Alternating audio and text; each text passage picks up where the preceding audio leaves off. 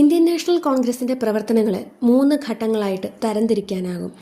1885 മുതൽ 1905 വരെ നീളുന്ന മിതവാദി കാലഘട്ടം, 1905 മുതൽ 1919 വരെ നീളുന്ന തീവ്ര ദേശീയവാദി കാലഘട്ടം, 1919 മുതൽ 1947 വരെ നീളുന്ന ഗാന്ധിയൻ കാലഘട്ടം.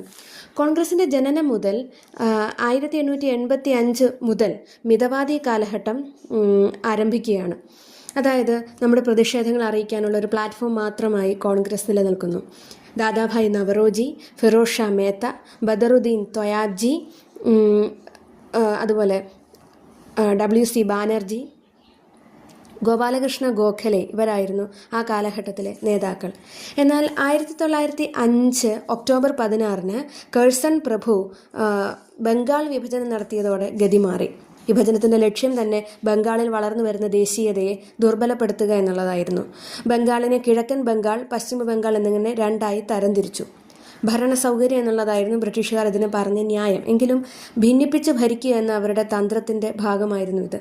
വിഭജനത്തിനെതിരെ വലിയ പ്രതിഷേധങ്ങൾ ഉയർന്നു. അതിനെ തുടർന്ന് 1911 ഇത് റദ്ദാക്കി, ബംഗാൾ വിഭജനം റദ്ദാക്കി. എങ്കിലും ഈ കാലഘട്ടത്തിൽ ദേശീയ പ്രസ്ഥാനത്തിൻ്റെ പ്രവർത്തനങ്ങൾ കൂടുതൽ ശക്തമായി. 1905 മുതൽ 1919 വരെയുള്ള ഈ കാലഘട്ടം തീവ്ര ദേശീയവാദി കാലഘട്ടമെന്ന് അറിയപ്പെടുന്നു. ഈ ഘട്ടത്തിലെ നേതാക്കൾ പ്രധാനമായും ലാൽ, പാൽ, ബാൽ എന്നിവരായിരുന്നു. അതായത് ലാലാ ലജ്പത് റായ്, ബിപിൻ ചന്ദ്രപാൽ, ബാലഗംഗാധര തിലകൻ. INCയുടെ പ്രവർത്തനത്തിലെ 3ാം ഘട്ടം ഗാന്ധിയൻ കാലഘട്ടമാണ്.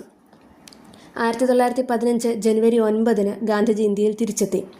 1919 മുതൽ INCയുടെ ഭരണപരമായ ഒപ്പം ആത്മീയമായ നേതൃത്വം അദ്ദേഹം ഏറ്റെടുത്തു.